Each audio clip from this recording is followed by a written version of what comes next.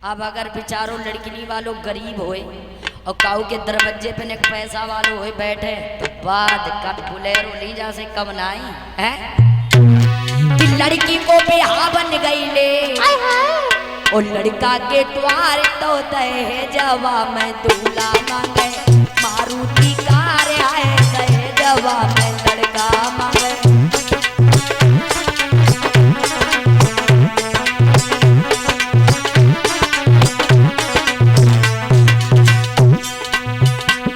अब तो परीक्षित जी मारुति की बिल्कुल अहमियत चली गई है। अब तो स्कॉर्पियो या बोलेरो है। लड़की को बिहा बन गई ले, लड़की को बिहा बन गई ले, लड़का के द्वार तो दहेजवा में दूल्हा मांगे आए बोलेरो कार रे दहेजवा में लड़का मांगे।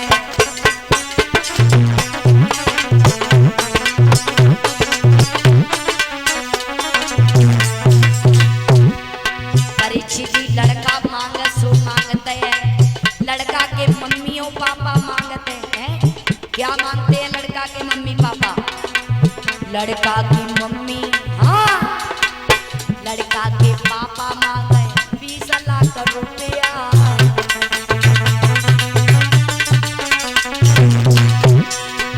लड़का के पापा कहते हैं 20 लाख से बिल्कुल कम पैसा नहीं देंगे। लड़का की मम्मी अंदर से बोलते हमसे भी पूछ के ब्याह करियो, हमने उलले पालो है पढ़ाओ लिखाओ है तो हमारी भी कुछ डिमांड है। बोले तुम्हारी क्या डिमांड? लड़का के पापा मांगे 20 लाख रुपया। लड़का की मम्मी मांगे, लड़का की मम्मी मांगे घर में VCR हो जाए जवा में लड़का मांगे बोले तो कार रे जाए जवा में दूल्हा मांगे।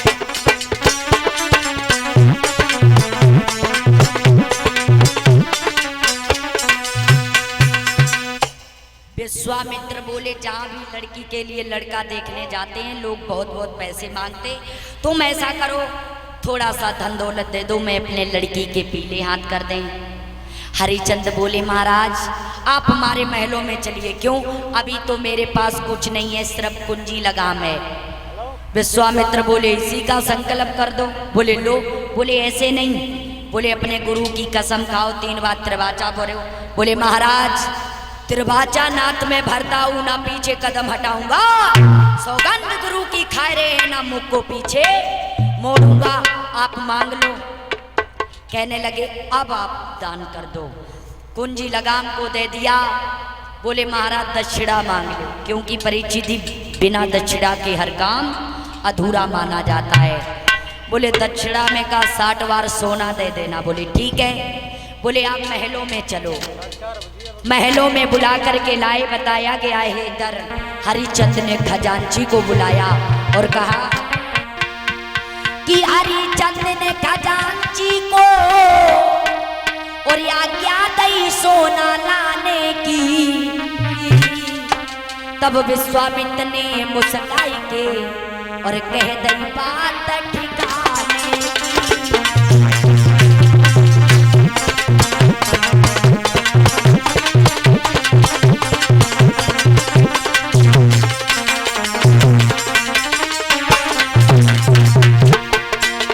हरिचंद ने खजांची को बुलवाया और समझाने लगे मेरी बात सुनो। हरिचंद ने खजांची को आज्ञा दी सोना लाने की। तब विश्वामित्र ने मुस्काई के और कह दी बात ठिकाने।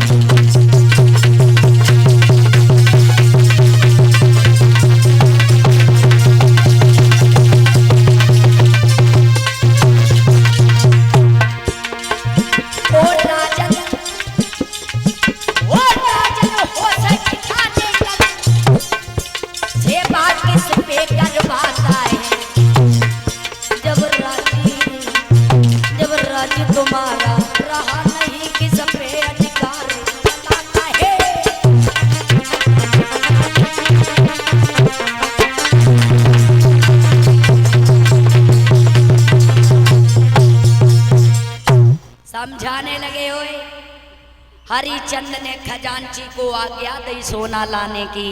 तब विश्वामित्र ने मुस्काए के और कह दी बात ठिकाने की। ओ राजन होश ठिकाने कर, सेवा किस पे करवाता है? अब राज्य तुम्हारा रहा नहीं, किस पे अधिकार चला रहा है? क्यों ये नौकर मेरा नौकर है, ये प्रजा मेरी प्रजा है। राजपाट धन धाम काज पहले ही तुमने सब निर्भर कर दी, सब तो दान कर दिया, अब मेरा है सब कुछ। अब तुम 60 बार सोना कहाँ से दोगे? हरिचंद बोले महाराज अभी श्रम मैंने ये राज्य दान किया है, अपना शरीर दान नहीं किया। मैं खुद को बेच देंगे, अपनी स्त्री को बेच देंगे, जहाँ तक कि बच्चे को भी बेच देंगे, लेकिन तुम्हारा कुछ नहीं रखेंगे। आज अपने रानी के महलों में आए, रानी ने आता हुआ देखा, पचरंग पलंगा बिछा दिया और बड़े उदास हैं। रानी बोली क्या बात है, इतने क्यों दुखी हो? तो हरिचंद बोले सुनो क्यों दुखी है। कि रानी तारापति हाल पूछो मती क्या हमारा, एक ब्राह्मण ने जुल्म मुझे ढाया।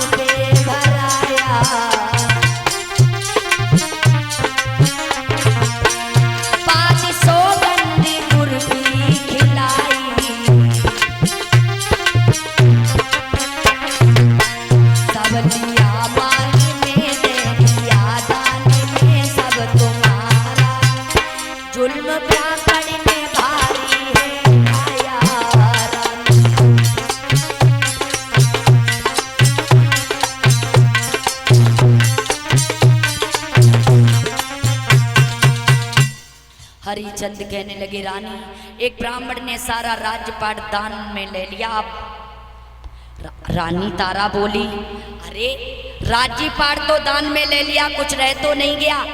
और आज की परीक्षी जी औरतें कैसी हैं, कहो तो अगर 200 रुपया खोए गए, कट तुम नहीं मर गए ते रुपया डारे आए है? जा कहें मानेंगी नहीं बिल्कुल। तुम कहो दयाए हो, हम मानिए नहीं सकत है। लेकिन रानी तारा बोली पिया कोई बात नहीं है, अरे राज्य तो चला गया, कुछ रह तो नहीं गया। हरिचंद बोले यही तो बात है, 60 बार सोना देने के लिए रह गया, कहाँ से देंगे हम। रानी तारा बोली इस तन पे अधिकार तुम्हारा, चाहे बोटी बोटी कटवा डालो, आप मुझे बेच दो, लेकिन ब्राह्मण का कुछ मत रखो। बारे पतिव्रता स्त्री, आज की स्त्री परीक्षित जी बिकने के लिए तैयार नहीं होगी, कहेंगी खुद मर जाओ, जाए हमें कोई मतलब नहीं है,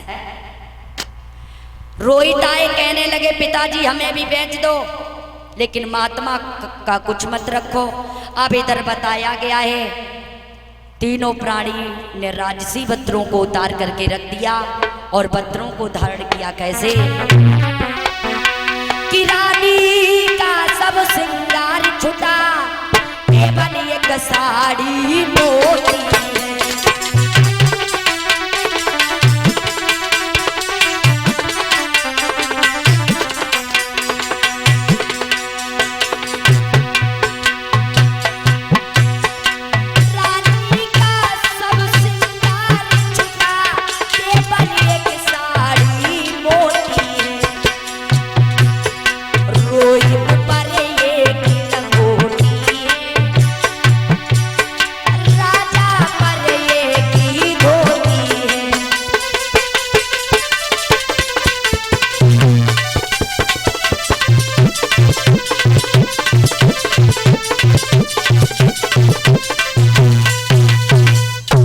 रानी का सब श्रृंगार छुटा, केवल एक साड़ी मोटी है। रोहित पर एक लंगोटी है तो राजा पर एक ही धोती है। तीनों प्राणी बिकने के लिए चले। अब आइए 2 शब्दों में भगवान का नाम, फिर आरती और प्रसाद। इससे आगे की कथा